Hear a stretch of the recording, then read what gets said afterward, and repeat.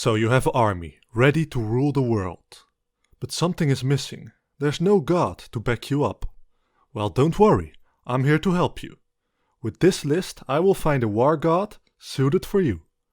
The rules are simple. We will place each god in a different tier.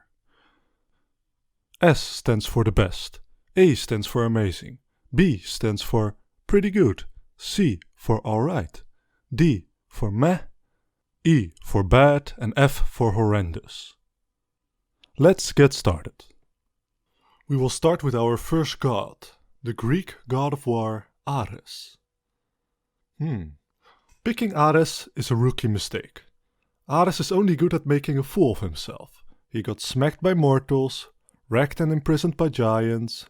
No one really likes him, not even his father Zeus. Here's a quote of Zeus to Ares. "Do not sit beside me and whine, you double-faced liar. To me you are the most hateful of all gods who hold Olympus. Forever quarreling is dear to your heart, wars and battles." Ares is a one-way ticket to lose your war. E tier. Our next god is the Norse god Tyr. Tyr is a solid pick.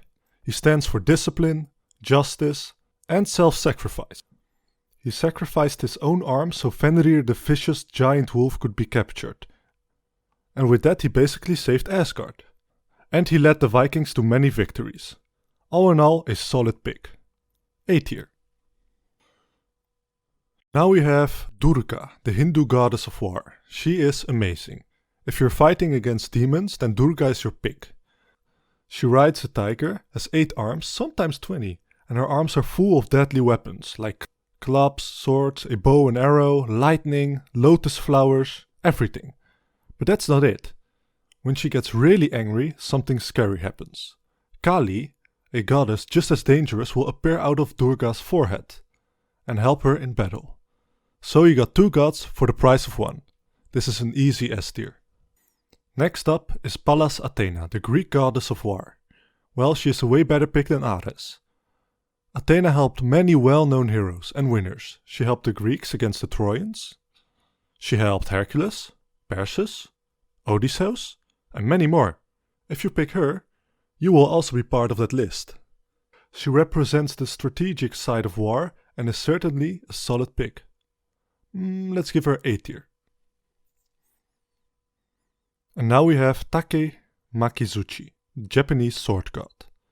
The god that competed in the first ever sumo wrestling match against another god. And, you guessed it, he won that match. Nowadays he is sitting on a giant catfish. Why, you ask? Well, this catfish is responsible for all the earthquakes in Japan. As long as he suppresses the catfish, there won't be any earthquake. I guess he is a B tier. It's respectable. Next up is Betse, the Mongolian war god. I mean, just look at him. His whole story revolved around stopping the 3rd Dalai Lama, Soman Gyatso, so Buddhism wouldn't take over Mongolia. And he failed. Mongolians became Buddhists. That being said, after admitting defeat, he converted himself to Buddhism and became a protector of Mongolia and Buddhism. Scary and quite powerful. I guess C tier. Now we have the Mayan god, Buluk Chaptan. Not much is known about this god, except the fact that he isn't really nice. Which isn't a bad thing for a war god. Buluk Chaptan likes to burn houses and roast people on a spit. That's all we know actually. So if you're an arsonist, then Buluk Chaptan is probably your pick. I'll give him a D tier. He's quite situational. The Roman god, Mars. So most people think that Mars is the Roman counterpart of Ares, which is true, but also wrong. Mars is the evolved version of Ares. After Jupiter he was the most important god. Him and Venus were a power couple, the Romans loved him, his father loved him, all the negative things Ares had were non-existent with Mars. Ares was an angry meathead, while Mars is basically the perfect Roman warrior. If you want to be victorious like the Romans, then Mars is a great pick. S tier. The Samoan god Fe'e is a giant octopus war god. It sounds scary, and it is. If you're fighting on the water, then Fe'e is probably your pick. This giant octopus has the powers to create thunder. Just offer some crabs and he'll be your friend for life. I'll give him a C tier. A true Chinese legend, the General Guan Yu, who later became a god. Guan Yu wields a powerful weapon called the Green Dragon Crescent Blade. The blade was so powerful that it accidentally killed a dragon. After that, they fused the pieces of the dragon with the blade, which made the wielder truly unstoppable. Besides his blade, Guan Yu is also known as a god that respects his soldiers and helps his friend. So, respect Guan Yu and he will help you with your war. A tier. The Aztec god Huitzilopochtli. This god is something else. Let me tell you a story about him. Huitzilopochtli's mom, while pregnant, was attacked by her other full-grown children, the 400 Sensunutswas and the female deity kwakwaawk'kwa.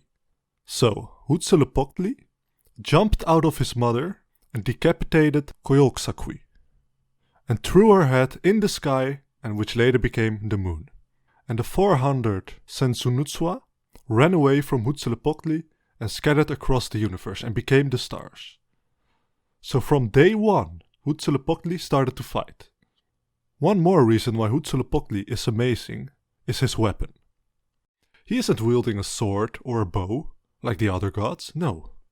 He's wielding something else, a god, the fire serpent Xiocult. This weapon is a god dragon that spits fire. I mean, we already know what his place is. We go from badass to just bad. Hunpik Tok. This Mayan god is known as He of 8,000 flint knives. Hunpik Tok has 8,000 flint knives. That's it. Flint knives are not that special. They are sharper than butter knives, but that's it. It's an easy F tier. If he had 8,000 CSGO knives, that would be something else. Finally, some African representation. And it's no one less than Ogun, the Yoruba god. Ogun is a war god specialized in weapons. His spirit lives in weapons and gives them an extra power, so you will have an edge in battles. Take care of your weapon and Ogun will take care of your enemy. A tier. He is cool and original. The Celtic goddess Morrigan. She is quite special. Morrigan likes to participate in wars herself. In one of the stories she shapeshifted in a eel to trip opponents.